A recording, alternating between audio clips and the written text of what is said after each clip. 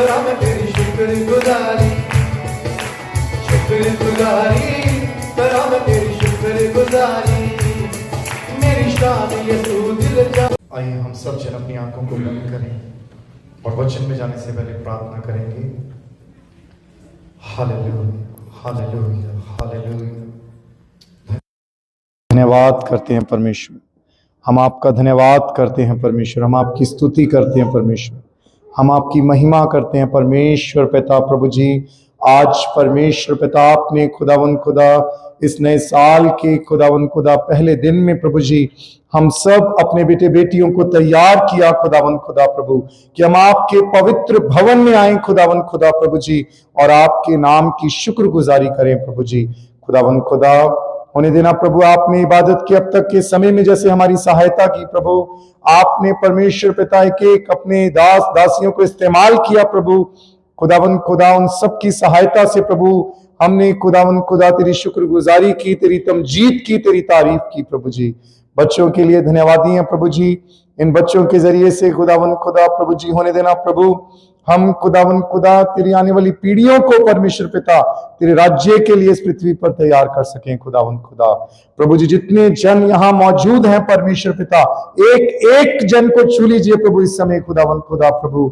आज तेरे तमाम बेटे बेटियां यहाँ पर बहुत सी आस और उम्मीद लेकर आए हैं प्रभु जी, एक एक जन परमेश्वर जो आस और उम्मीद लेकर आए हैं प्रभु, आज यहां से कोई जन खाली ना जाने पाए परमेश्वर पिता प्रभु जी। होने देना खुदावन खुदा हर एक की आस और उम्मीद को आप पूरा कर दीजिए प्रभु जी, और उनकी जिंदगियों में प्रभु जो भी कमियां हैं परमेश्वर पिता, जो भी घटियां हैं खुदावन खुदा, उन तमाम कमियों को घटियों को प्रभु आप दूर कर देना प्रभु, और तैयार करना उन्हें नए साल के लिए, हम सबको तैयार करना प्रभु कि ये नया साल परमेश्वर पिता हम खुदावन खुदा तेरे लिए उन सब कामों को पूरा करें प्रभु जो तूने हम सब की जिंदगियों में ठहरा दिए प्रभु जी।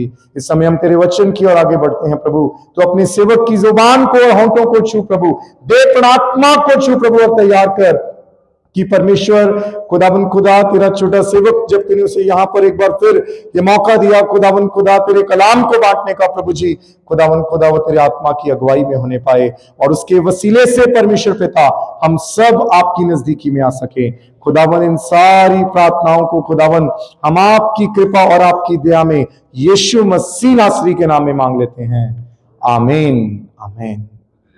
Hallelujah, hallelujah. खुदावन यीशु मसीह के पवित्र और जीवित नाम में मैं एक बार फिर से आप सबको शालोम कहता हूं, शालोम। खुदावन यीशु मसीह की शांति आप सबकी जिंदगियों में, आपके बच्चों की जिंदगियों में, आपके परिवारों की जिंदगियों में अब से लेकर हमेशा तक बनी रहे, आमीन। अजीजों, आज आपके सामने जो वचन पढ़ा गया पाक कलाम में से, वो यशाया नबी की पुस्तक में से लिया गया, बुक ऑफ इज़ाया चैप्टर 40, और उसकी 28 आयत से लेकर 31 आयत तक आपके सामने पढ़ा गया, जिसमें से मैं केवल आपका ध्यान 31वीं आयत की ओर लेके जाना चाहूंगा, वर्स 31। मैं चाहूंगा कि हम इस वर्स को एक साथ मिलकर एक बार बोल दें। आप मेरे साथ मिलकर इस आयत को बोलें, परंतु जो यहोवा की बाट जोते हैं वे नया बल प्राप्त करते जाएंगे, वे उकाबों के समान उड़ेंगे, वे दौड़ेंगे और श्रमित ना होंगे, चलेंगे और थकित ना होंगे, आमीन। अजीजों, हम खुदावन का आज धन्यवाद करते हैं कि उसने हम सबको यह मौका दिया कि हम खुदा के भवन में आ सकें, और आज साल के इस पहले महीने के पहले दिन में हम सब जो खुदावन के पाक और पवित्र भवन में मौजूद हैं, वो इस बात की गवाही है कि खुदा ने हम सब परिवारों को बीते साल के अंदर हर एक दिन, हर एक महीने, हर तरीके से संभाल कर रखा। हम विश्वास करते हैं, आमीन। हम अपना हाथ उठाकर कह सकते हैं कि प्रभु, प्रभु, हम आपका धन्यवाद करते हैं कि आपने हम सबको, हम सबके परिवारों को बीते सब साल में हर एक परिस्थितियों में संभाला और ये अनुग्रह दिया कि हम इस साल को देख सकें, हम इस साल में प्रवेश कर सकें। आमीन। हम अपने हाथों को नीचे कर सकते हैं। अजीजों, आज हम इस वचन के ऊपर ध्यान देंगे, इस वचन के ऊपर गौर करेंगे। यशायाह नबी की पुस्तक उसके 40 अध्याय की 31वीं आयत को आज हमने मिलकर पढ़ा, जहां पर परमेश्वर यहोवा ने बहुत बड़ा जो वायदा है वो आपके और मेरे साथ किया है। और वो वायदा ये है कि परमेश्वर यहोवा कहते हैं कि जो परमेश्वर यहोवा को इस नए साल के अंदर निरंतर परमेश्वर की खोज करेंगे, परमेश्वर यहोवा को ढूंढेंगे, परमेश्वर यहोवा उनको नया बल देगा, परमेश्वर यहोवा उनकी स्ट्रेंथ को रिन्यू कर देगा। आमीन। और अजीजों, यहां पर परमेश्वर ने आपकी और मेरी तुलना जो है वो एक पक्षी के साथ की है, एक पक्षी के साथ की है, और जिसे हिंदी की बाइबल में लिखा, जिस पक्षी का जिक्र आता है, उकाब। हम सब पवित्र बाइबल को जानने वाले हैं, हम पाक कलाम के ऊपर चलने वाले हैं, पाक कलाम के मुताबिक अपनी जिंदगियों को जी रहे हैं। हम सब जानते हैं कि यीशु मसीह को जो प्रकट किया गया, जैसे यीशु मसीह को एक साइन के रूप में प्रकट किया गया, और वो साइन एक मेमने को दिखाया गया, और एक मेमने के साथ साथ यीशु मसीह को एक यहूदा का शेरे बब्बर कहा गया। और इसी तरीके से खुदा के पाक कलाम में परमेश्वर ने अपने नबी यशायाह के जरिए से एक विश्वासी की जिंदगी को, यानी आपकी और मेरी जिंदगी को, एक पक्षी के साथ उसकी तुलना की। आमीन। और अजीजों, उस पक्षी को हिंदी की बाइबल में लिखा है उकाब। उकाब के नाम से यह पक्षी जाना जाता है, और इंग्लिश के अंदर हम इस बर्ड को ईगल के रूप में पढ़ते हैं। और मैं इसे जल्दी से आपके सामने इंग्लिश में भी पढ़ना चाहूंगा एक बार, ताकि हम इसे और अच्छी तरीके से समझ सकें। यहां इस प्रकार से लिखा, but they who wait for the lord shall renew their strength. They shall mount up with wings like eagles. They shall run and not be weary. They shall walk and not faint. Amen. अजीजों, इस पक्षी का जिक्र परमेश्वर के दास, परमेश्वर के नबी यशायाह ने इसकी तुलना एक विश्वासी से की है, एक विश्वासी की जिंदगी से की है। यानी इस पक्षी की जो तुलना की गई है वो आपकी और मेरी और हम सबकी जिंदगी से करने की कोशिश की गई।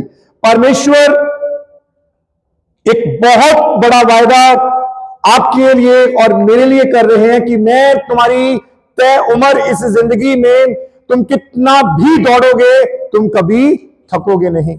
मैं तुम्हें कभी कमजोर नहीं पड़ने दूंगा, मैं तुम्हें कभी लाचार पड़ने नहीं दूंगा, लेकिन मैं उकाब के पक्षी की समान तेरी सामर्थ को, तेरी ताकत को, तेरी जिंदगी की तंदुरुस्ती को, तेरी जिंदगी में एक जो जुनून है जिंदगी को जीने का, उसे कदाचित खत्म होने ना दूंगा। Hallelujah, hallelujah. अजीजों, खुदा ने यहां पर अपने नबी के जरिए से इस पक्षी को एक उदाहरण के रूप में चुना, एक साइन के रूप में इसलिए चुना क्योंकि उकाब वो पंछी है जब वो अपनी जिंदगी में काफी बूढ़ा हो जाता है, उसकी जिंदगी के अंदर एक समय आता है जब उसके जो पंख हैं वो बहुत भारी होते हैं। वो एक ऐसा पंछी है जो सबसे ऊंची उड़ान भरता है और उसे तमाम पक्षियों के बीच में जो आकाश में उड़ते हैं उन पक्षियों का राजा माना जाता है। आमेन, हालेलुया। अजीजों, जैसे शेर जंगल का राजा माना जाता है, जंगल के अंदर जितने भी एनिमल्स हमें देखने को मिलते हैं, जितने सारे जानवर हमें देखने को मिलते हैं, उनमें से शेर सबसे ज्यादा शक्तिशाली माना जाता है। शेर जंगल का राजा माना जाता है। उसी तरह आकाश के अंदर बहुत से पक्षियों को हमने अपनी स्टडीज के दौरान बहुत से पक्षियों की स्टडी की, बहुत से बर्ड्स की स्टडी की होगी। और अजीजों, उसके अंदर सबसे ज्यादा जो शक्तिशाली पक्षी माना गया वो उकाब पक्षी माना गया, क्योंकि वो आम पक्षी, जितने भी पक्षी हैं जिस ऊंचाई पर उड़ते हैं उनसे कई गुना ज्यादा वो ऊंची उड़ान भरता है। आमीन।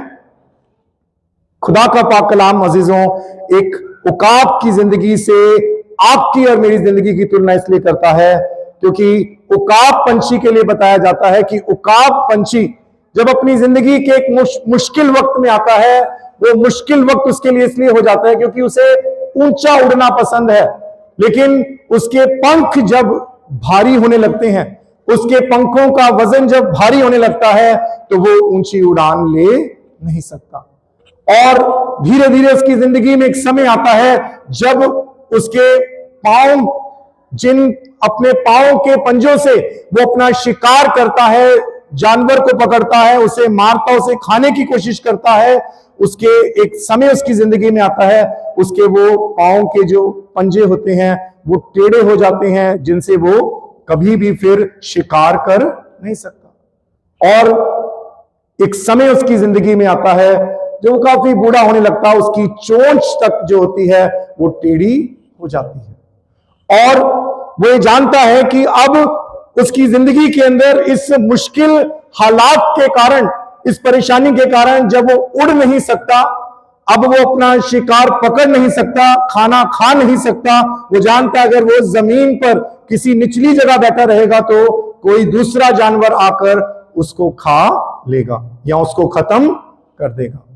अजीजों, उकाब पंछी जो अपना घर तैयार करता है वो किसी पेड़ पर नहीं तैयार करता, किसी ऊंचे पेड़ पर, घने पेड़ पर अपना घर नहीं बनाता।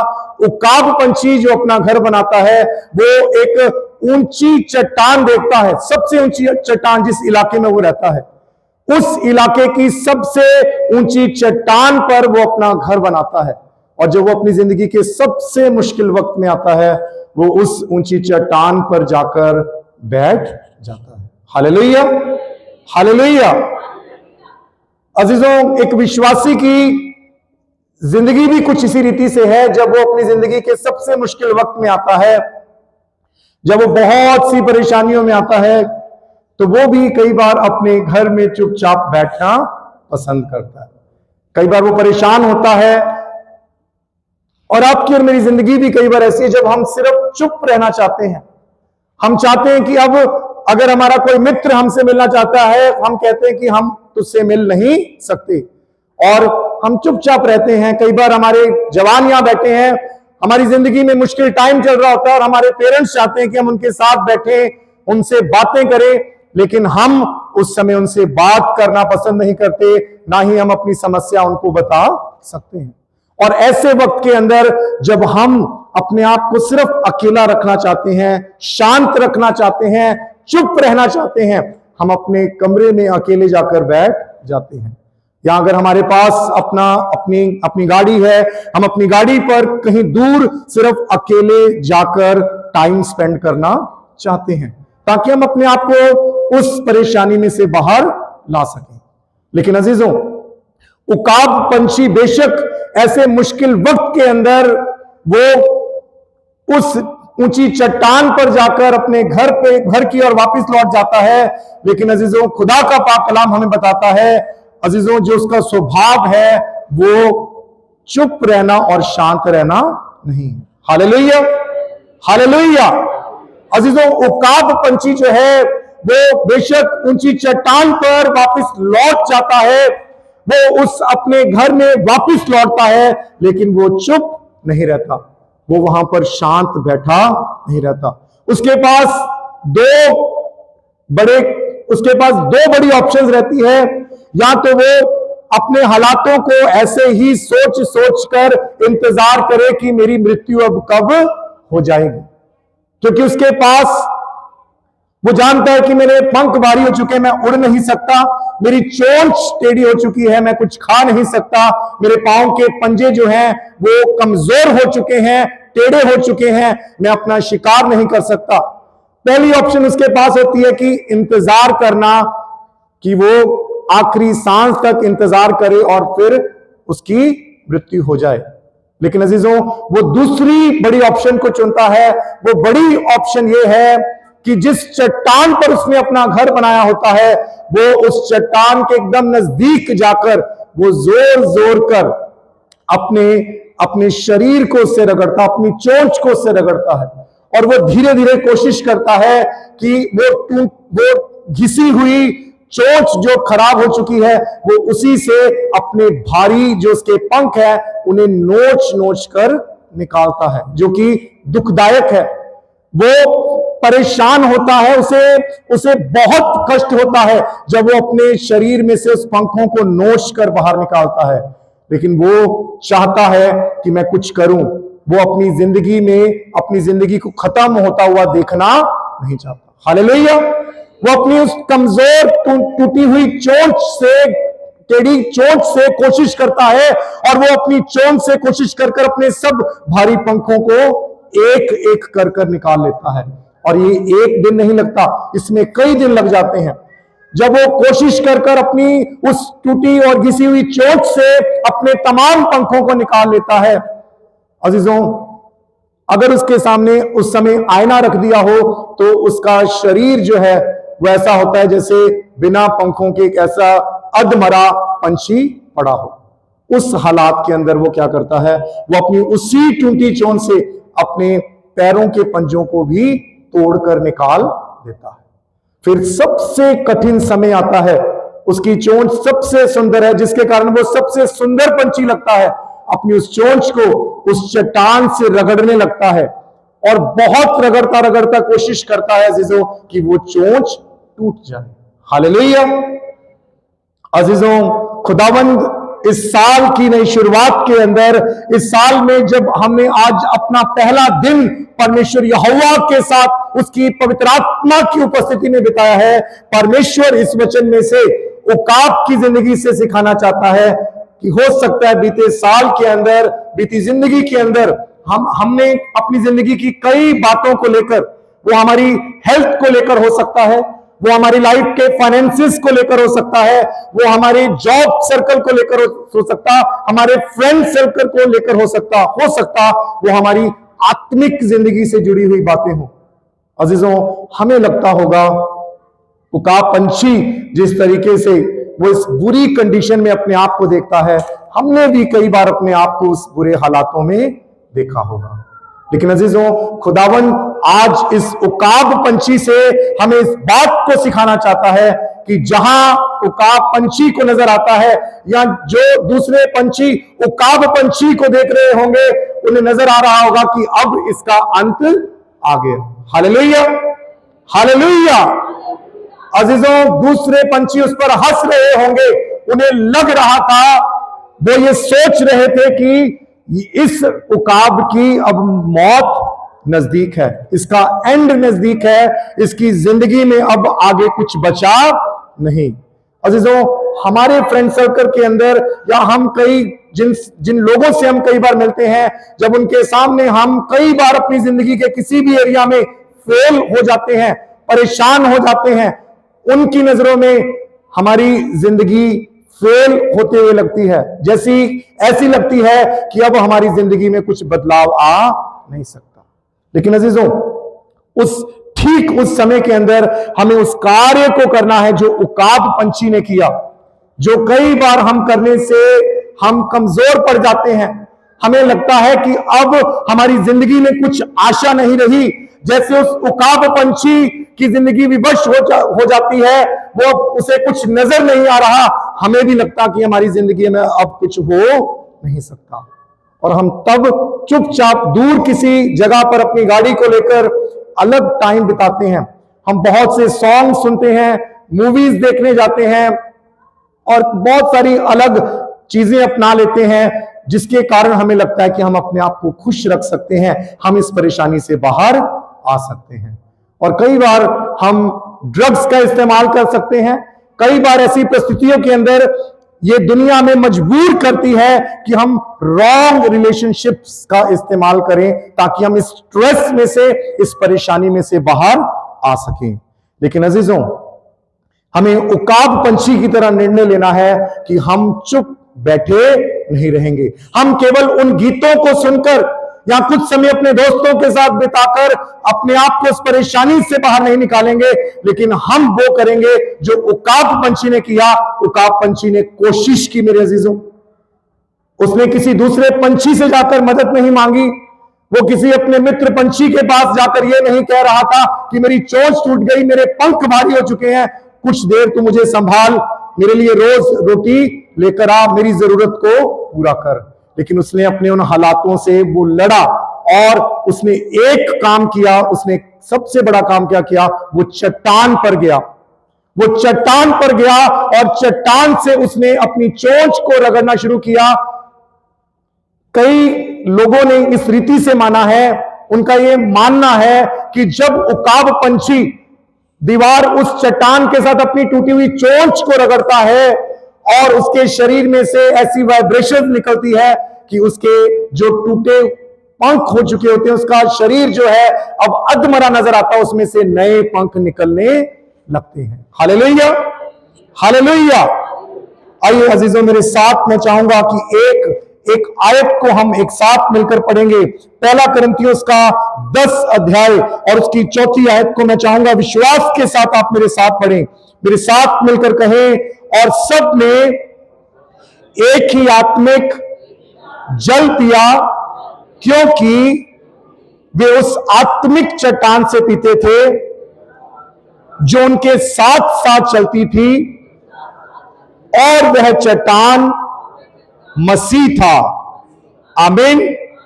अजीजों, संत पौलुस ने कुरिन्थियों की कलीसिया को जब खत लिखने शुरू किए और एक खत के अंदर उसने पाक रूह की अगुवाई में यह वचन लिखा और वहां लिखा था, हे भाइयों, मैं नहीं चाहता कि तुम इस बात से अनजान रहो कि हमारे सब बाप दादे बादल के नीचे थे और सब के सब समुद्र के बीच से पार हो गए और सब ने बादल में और समुद्र में और मूसा का बपतिस्मा लिया और सब ने एक ही आत्मिक भोजन किया और सबने एक ही आत्मिक जल पिया, क्योंकि वो उस आत्मिक चट्टान से पीते थे जो उनके साथ साथ चलती थी। और मेरे साथ कहें, और वो चट्टान मसीह था। आमीन। अजीजों, पाक कलाम के अंदर हर एक वचन जो लिखा गया अजीजों, एक लिटरल मीनिंग के साथ लिखा गया, एक डीप मीनिंग के साथ लिखा गया और एक स्पिरिचुअल मीनिंग के साथ लिखा गया। हालेलुया। जब हम पाक कलाम को पढ़ते हैं, एक लिटरल मीनिंग है जो हमें सोशल लाइफ में उसे अंडरस्टैंड कर, उस कंटेक्स्ट को समझने में हेल्प करता है। एक उसका डीप मीनिंग है जो हम जिसमें हम रूट वर्ड्स को जाकर अंडरस्टैंड करते हैं, और एक उसका स्पिरिचुअल मीनिंग है। अजीजों, यहां पर संत पौलुस ने आत्मिक रूप से इस बात को दिखाया कि जिस चट्टान से इजराइली लोग शुरुआत ही से पीते आए, वो मसीह यीशु वो चट्टान को दिखाता है। और यहां ये पक्षी जो है उकाब, ये उस चट्टान के साथ उसके संपर्क में तब आ रहा जब वो अपनी जिंदगी में सब कुछ खो चुका है। Hallelujah, hallelujah. अजीजों, वो चट्टान उकाब पंछी की जिंदगी में मसीह यीशु को प्रकट करता है। आमीन, आमीन। अजीजों, उकाब पंछी की जिंदगी में जब वो अपने सुंदर पंख खो चुका था, जो उसकी आइडेंटिटी थी, वो सुंदर चोंच खो चुका था जिससे उसकी सुंदरता नजर आती थी, जिससे वो शिकार कर कर अपनी जरूरत को पूरा करता था, वो उस चट्टान के पास आया और उसने उस चट्टान के संपर्क में लगातार अपनी चोंच को घसीटना शुरू किया। जितना ज्यादा वो उस चट्टान के नजदीक आया, उतना उसकी जिंदगी में तब्दीली आनी शुरू हुई, उसके बॉडी के अंदर ऐसी वाइब्रेशन आनी शुरू हुई जिससे उसके नए पंख आ गए। हालेलुया। अजीजों, इसी रीति से आज परमेश्वर चाहता है कि जब हमने साल के पहले दिन में कदम रखा है, हम उस चट्टान के संपर्क में आना शुरू करें। अगर हम उस चट्टान के संपर्क में आएंगे जो मसीह यीशु को दिखाता है, आपकी और मेरी जिंदगी में हालात कैसे भी क्यों ना हो, आपकी और मेरी जिंदगी में लोग हमारा मजाक उड़ा रहे हों, लोग हमें नीची तरह से देख रहे हो कि इसकी जिंदगी में कुछ नहीं हो सकता, कुछ बदलाव नहीं आ सकता, अजीजों, खुदा के संपर्क में आ जाएंगे तो अजीजों, खुदा उन सब की लोगों की जुबानों को बंद कर देगा जो आज आपको गलत समझ रहे हैं, जो आपको आज गलत देख रहे हैं। आमीन। अजीजों, एक बहन की गवाही को मैं आपके सामने रखना चाहूंगा। एक बहन को स्कूल के अंदर एक अच्छे टीचर की जॉब मिली और उन्होंने बड़ी मेहनत के साथ उस जॉब को करना शुरू किया।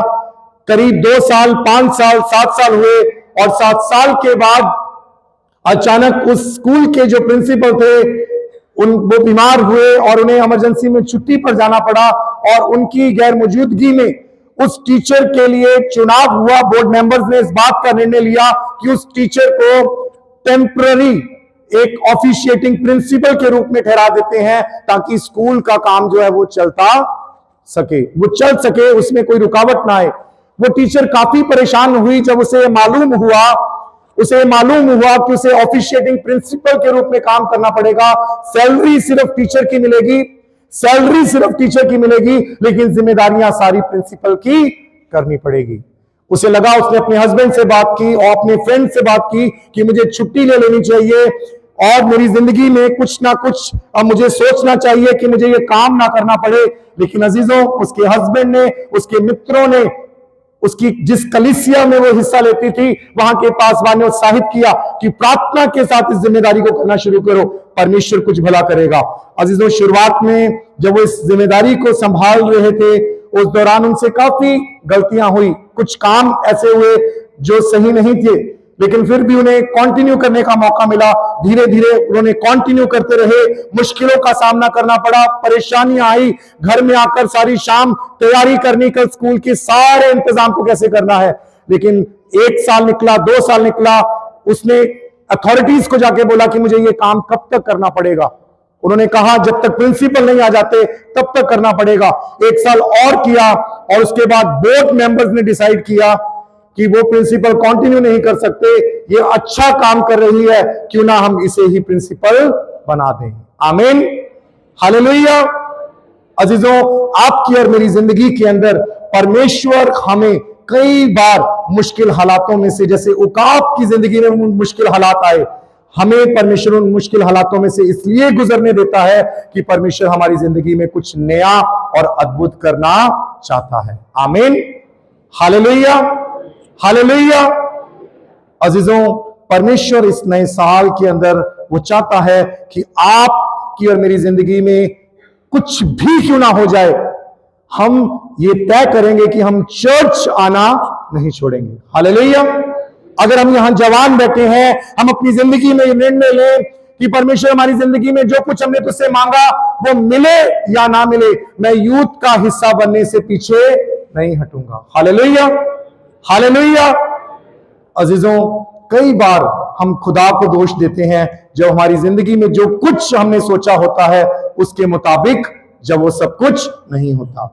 और हम सबसे पहले क्या करते हैं, हम खुदा से बात कर खुदा को क्वेश्चन करते हैं। हम कहते हैं, खुदा आज के बाद मैं तेरी हजूरी में नहीं बैठूंगा, मैं तेरे भवन में नहीं आऊंगा, मैं प्रार्थना में नहीं आऊंगा जब तक मेरी जिंदगी में बदलाव ना आ जाए, जब तक मेरी लाइफ में सब कुछ सेटल डाउन ना हो जाए।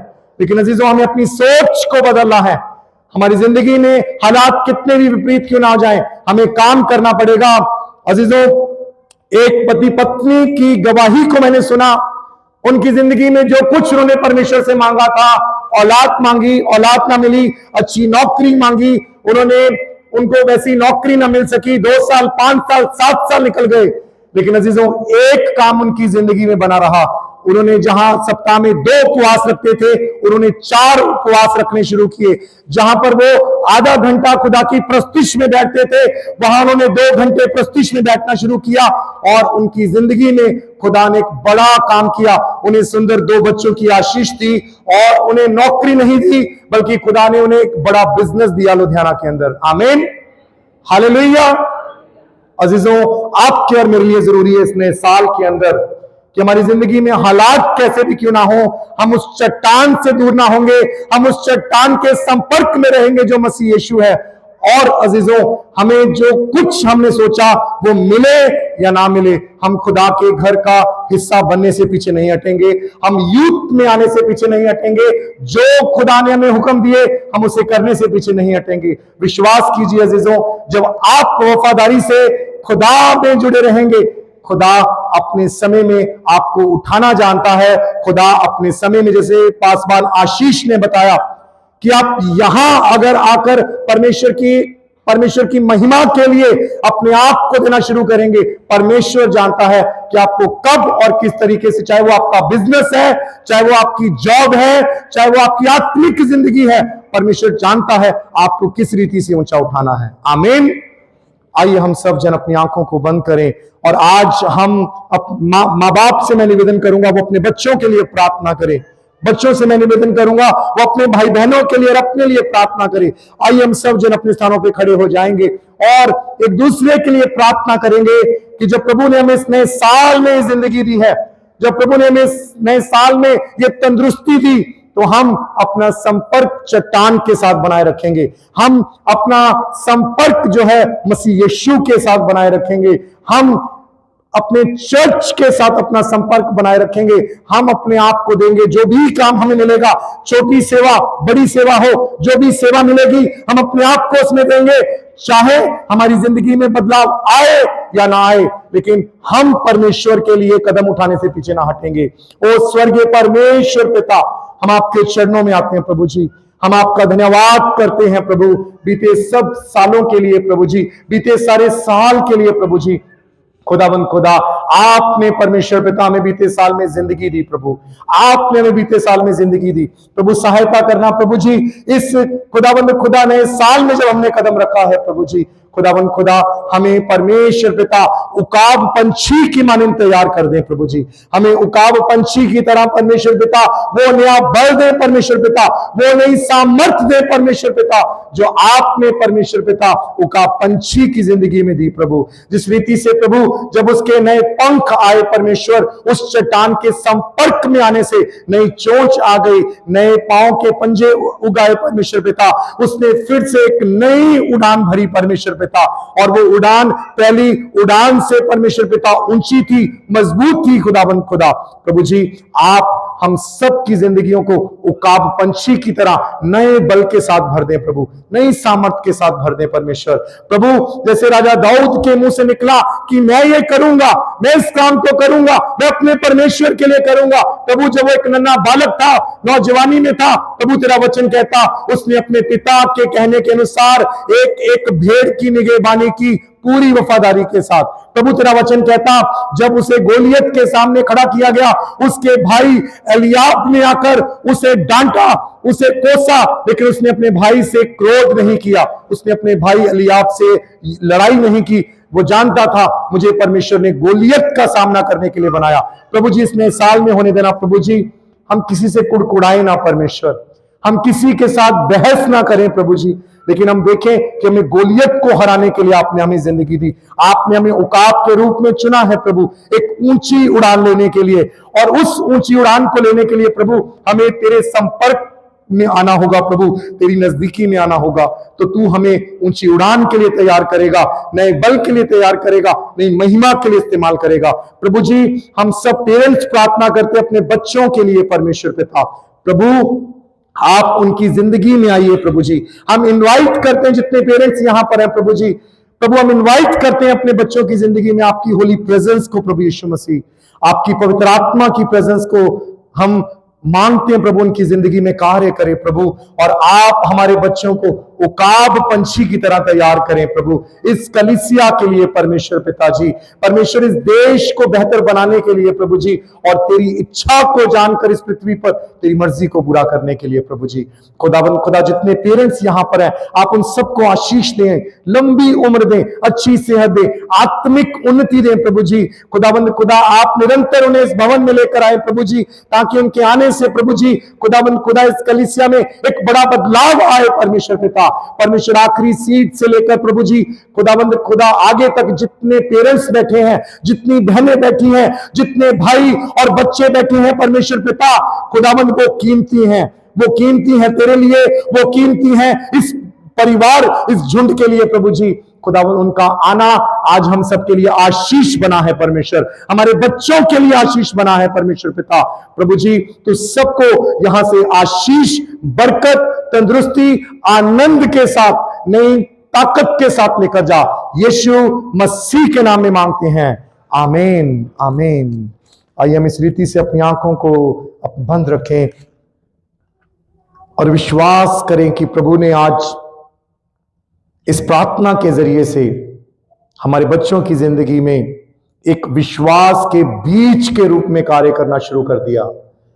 केवल हमें अब प्रभु से धन्यवाद करना है, धन्यवाद करना कि प्रभु आपने हमारे बेटे बेटियों के दिलों को छुआ है।